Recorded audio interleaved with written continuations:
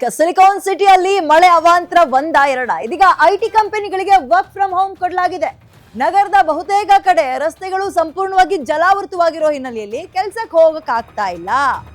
ಈ ಹಿನ್ನೆಲೆ ನೀವು ಮನೇಲೆ ಕುತ್ಕೊಂಡು ಕೆಲಸ ಮಾಡಿ ಅಂತ ವರ್ಕ್ ಫ್ರಮ್ ಹೋಮ್ಗೆ ಐಟಿ ಕಂಪನಿಗಳು ಸೂಚನೆ ಕೊಟ್ಟಿವೆ.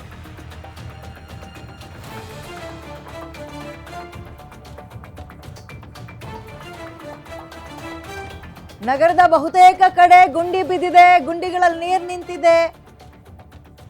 ಮಳೆ ನೀರು ಸರಿಯಾಗಿ ಹೋಗೋಕ್ ದಾರಿ ಇಲ್ಲದ ಕಾರಣ ಮಳೆ ಬಂದಾಗ್ಲೆಲ್ಲ ಬೆಂಗಳೂರಿನಲ್ಲಿ ಇದೆ ಅವಾಂತರ ಬಿಡಿ.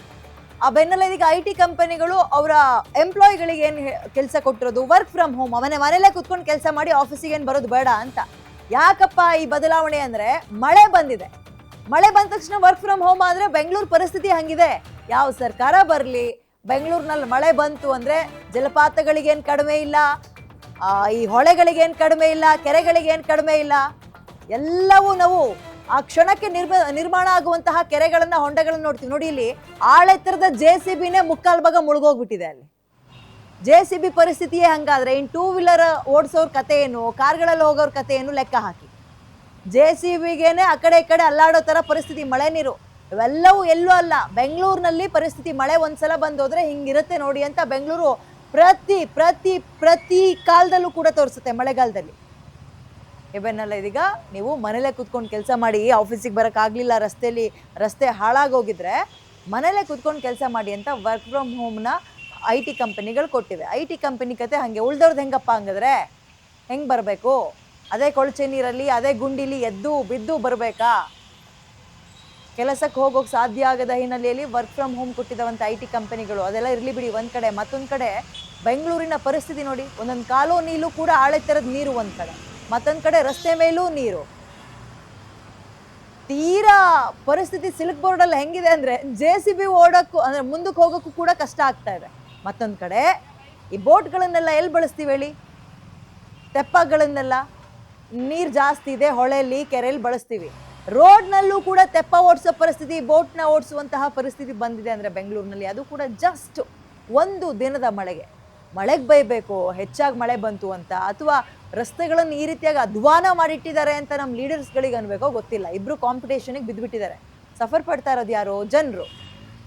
ಅದರಲ್ಲೂ ಈ ಮಳೆಗಾಲ ಬಂದ್ರೆ ಸಾಕು, ಕೆಲವೊಂದು ಏರಿಯಾಗಳಲ್ಲಿ ಈ ಗ್ರೌಂಡ್ ಫ್ಲೋರ್ನಲ್ಲಿ ಮನೇಲಿ ಇರ್ತಾರಲ್ಲ ಅವ್ರಗಳ ಪಾಠ, ಅವ್ರಗಳ ಹೆಣಗಾಟ ನಿಜಕ್ಕೂ ಯಾವ ಶತ್ರುಗೂ ಬೇಡಪ್ಪ. ಆ ಕೊಳಚೆ ನೀರು ಸಮೇತ ಮನೆಯೊಳಗೆ ನೀರು ಬಂದು ನುಗ್ಗುತ್ತೆ, ನೆಮ್ಮದಿಯಾಗಿ ಮಲಗಕ್ಕಾಗಲ್ಲ. ವಯಸ್ಸಾಗಿರೋರು, ಹೆಣ್ಮಕ್ಳು, ಮಕ್ಳಿದ್ರೆ ಅವ್ರ ಕತೆ ಅಂತೂ ಬೇಡವೇ ಬೇಡ. ಮನೆಯೊಳಗಿರೋ ಬರೋ ನೀರನ್ನ ಹೊರಗೆ ಹಾಕೋದೇ ಕೆಲಸ. ಬಟ್ ಎಲ್ಲಿಗೆ ಹಾಕ್ತೀರಿ? ಹೊರಗೆ ಆಗ್ತಿದ್ದಂಗೆ ನೀರು ಮನೆಯೊಳಗೆ ಬರ್ತಾ ಇರುತ್ತೆ. ಯಾಕಾದ್ರೂ ಈ ಮಳೆಗಾಲ ಬಂದ್ಬಿಡುತ್ತಪ್ಪ ಅಂದ್ಕೊಳ್ತಾರೆ. ಸೊ ಜಸ್ಟ್ ಒಂದು ದಿನ ಬಂದು ಹೋಗಿರೋ ಮಳೆಗೆ ಬೆಂಗಳೂರಿನ ಪರಿಸ್ಥಿತಿ ಹೇಗಿದೆ ಅನ್ನೋದಕ್ಕೆ ಒಂದೊಂದೇ ವಿಜುವಲ್ಸ್ನ ಗಮನಿಸ್ತಾ ಇದ್ದೀರಿ. ಸಿಲ್ಕ್ ಬೋರ್ಡ್ನಲ್ಲಿ ಯಾವ ಅವಾಂತರ, ಸಾಯಿ ಲೇಔಟ್ನಲ್ಲಿ ತೆಪ್ಪದಲ್ಲಿ ಹೋಗೋ ಪರಿಸ್ಥಿತಿ, HSR ಲೇಔಟ್ನಲ್ಲಂತೂ ನೋಡಿ ಅಲ್ಲಿ ಒಂದು ಕಡೆ ಕಸದ ರಾಶಿ ಹಾಕಿದ್ದಾರೆ, ಅದ್ರ ನಡುವೆ ಮಳೆ ನೀರು. ಕರ್ಮಕಾಂಡ ಪರಿಸ್ಥಿತಿ ಬೆಂಗಳೂರಿನಲ್ಲಿ ಮಳೆ ಬಂದುಬಿಟ್ರೆ. ಇದು ಒಂದಿನದ ಮಳೆ ಅವಾಂತರ ಬೆಂಗಳೂರಿನಲ್ಲಿ ಏನು ಮಾಡಿದೆ ಅಂದರೆ ಹೀಗೆ ಮಾಡೋಗಿದೆ. ಬರೀ ಈ 3 ಭಾಗದಲ್ಲಲ್ಲ, ಹಲವು ಕಡೆ ಇಂಥದ್ದೇ ಪರಿಸ್ಥಿತಿ. ಆ್ಯಂಡ್ ಎಲ್ಲ ಮಳೆಗಾಲದಲ್ಲೂ ಕೂಡ ಇದೇ ಹಣೆ ಬರ. ಯಾವ ನಾಯಕರುಗಳು ಬರಲಿ, ಬದಲಾಗಲಿ, ಬೆಂಗಳೂರಿನ ಅಭಿವೃದ್ಧಿ ಮಾಡೋ ಸಚಿವರುಗಳು ಬದಲಾಗ್ತಾ ಇರಲಿ, ಬೆಂಗಳೂರು ನೋಡ್ಕೊಳ್ಳೋ ಮಂತ್ರಿಗಳು ಅಂದರೆ ಈಗ MP ಗಳು ಚೇಂಜ್ ಆಗ್ತಾ ಇರಲಿ, ಯಾರನ್ನೂ ಲೆಕ್ಕಕ್ಕೆ ಇಟ್ಕೊಳ್ಳಲ್ಲ. ಮಳೆ ಪಾಡಿಗೆ ಮಳೆ ಬರುತ್ತೆ, ರಸ್ತೆಗಳು ಅಧ್ವಾನ ಆಗ್ತಾ ಇರುತ್ತೆ.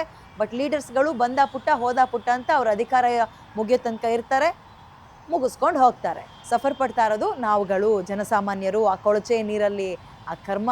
ಈಗ ಇರೋ ರೋಗ ರುಜಿನನೇ ಸಾಕಾಗಲ್ವಾ? ಅದ್ರ ನಡುವೆ ಇದು ಬೇರೆ. ಮೆಟ್ರೋ ಸ್ಟೇಷನ್ ಹತ್ರ ನೀರು, ರೈಲ್ವೆ ಸ್ಟೇಷನ್ ಹತ್ರ ನೀರು, ರಸ್ತೆ ಮೇಲೆ ನೀರು. JCBನೇ ಹೋಗೋಕೆ ಕಷ್ಟ ಆಗುತ್ತೆ ಅಂದರೆ ಇನ್ನು ಟೂ ವೀಲರಲ್ಲಿ ಹೋಗೋರ ಕತೆ ಹೇಳ್ರಿ ಹೆಂಗಿರುತ್ತೆ ಅಂತ ಯೋಚನೆ ಮಾಡಿ. ಆಟೋದೊಳಗೆಲ್ಲ ಹೋಗೋಕ್ಕೆ ಆಗಲ್ಲ ಬಿಡಿ, ಆಟೋದೊಳಗೆ ನೀರು ಬಂದ್ಬಿಡುತ್ತೆ. ಎಲ್ಲವೂ ಸರಿ ಬಿಡು ಅತ್ತಾಗೆ. ರಸ್ತೆಯಲ್ಲಿ ಎಣ್ಗಾಡ್ಕೊಂಡು ಹೋದ್ವಿ, ಮನೇಲಾದ್ರೂ ಸ್ನಾನ ಗೀನ ಮಾಡ್ಕೊಂಡು ಶುಚಿಯಾಗಿ ರೆಸ್ಟ್ ಮಾಡೋಣ ಅಂದರೆ ಮನೆಯೊಳಗೆ ಕೊಳಚೆ ನೀರು ಬಂದ್ಬಿಟ್ರೆ ಏನು ಮಾಡೋದು? ಯಾರನ್ನು ಕೇಳೋಣ? ಯಾರು ಇದಕ್ಕೆ ಉತ್ತರ ಹೇಳ್ತಾರೆ?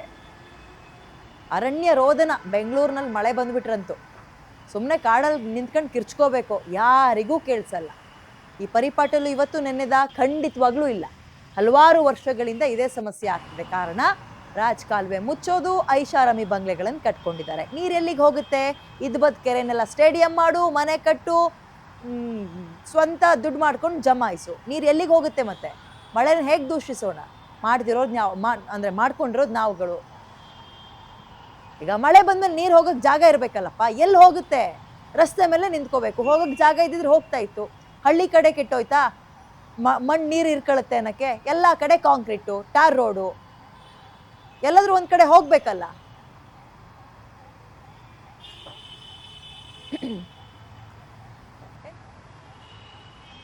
ಬಸ್ ಸ್ಟ್ಯಾಂಡ್ ಒಳಗೆ ಬಸ್ಗಳನ್ನ ಪಾರ್ಕ್ ಮಾಡಿದರೆ, ಹೊರಗೆ ತೆಗಿಯೋಕ್ಕೂ ಕೂಡ ಆಗ್ತಾ ಇಲ್ಲ ಅಂತ ಪರಿಸ್ಥಿತಿ. ಇದು ಶಾಂತಿನಗರದಲ್ಲಿ. HSR ಲೇಔಟ್ನಲ್ಲೂ ಕೂಡ ರಸ್ತೆ ಮೇಲೆ ನೀರು.